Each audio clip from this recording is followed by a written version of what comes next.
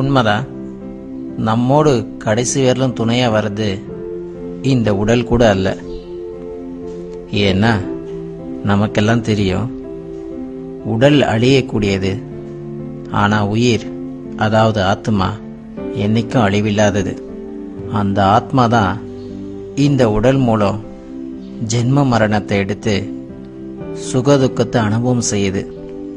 ஆனா மனிதர்கள் பிறக்கும் போதும் அழுகின்றாய், பிறக்கும் போதும் அழுகின்றாய், பிறக்கும் போதும் அழுகின்றாய், பிறக்கும் போதும் அழுகின்றாய். அது மட்டுமா என்ன, சில மனிதர்கள் இப்படியும் செய்யறாங்க. பிறந்தாலும் பாலை ஊற்றுவார், இங்கே இறந்தாலும் பாலை ஊற்றுவார்.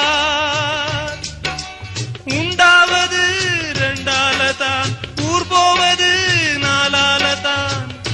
கருவோடு வந்தது தெருவோடு போவது, கருவோடு வந்தது தெருவோடு போவது. மெய்யென்று மேனியை யார் சொன்னது? எவ்வளவு சரியான விளக்கம் பாருங்க. உடல் நிலையில்லாதது, அதாவது உடல் அழியக்கூடியதுன்றத எவ்வளவு தெளிவா சொல்லியிருக்காங்க.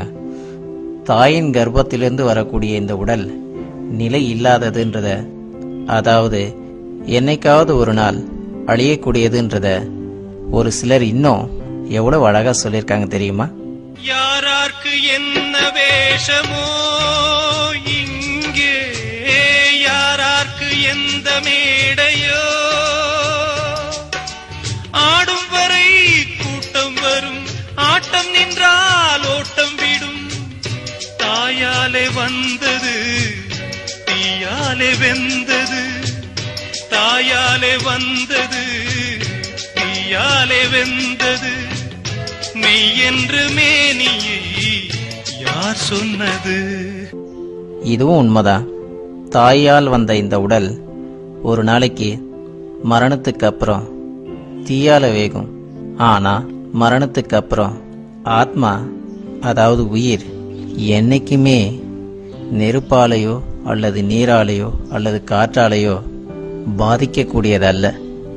ஏன்னா எண்ணெயுடன் தண்ணீரை எப்படித்தான் கலந்தாலும், எண்ணெயுடன் தண்ணீரை எப்படித்தான் கலந்தாலும் இரண்டு ஒன்று சேராதடி. உத்தமா இயற்கை குணம் மாறாதடி, உத்தமா இயற்கை குணம் மாறாதடி. மனித உடலினுடைய தன்மையும் உயிரினுடைய தன்மையும் வேறு வேறு. அதாவது மனித உடல் பஞ்ச தத்துவத்திற்கு உட்பட்டது. ஆனா உயிர், அதாவது ஆத்மா, அன்பு, கருணை, பாசம், சாந்தி, சுகம் போன்ற எல்லாத்தையும் அனுபவம் செய்யக்கூடியதா இருக்கு. அழியக்கூடிய இந்த உடலை இறைவனுடைய பரிசா நினைக்கிறாங்க.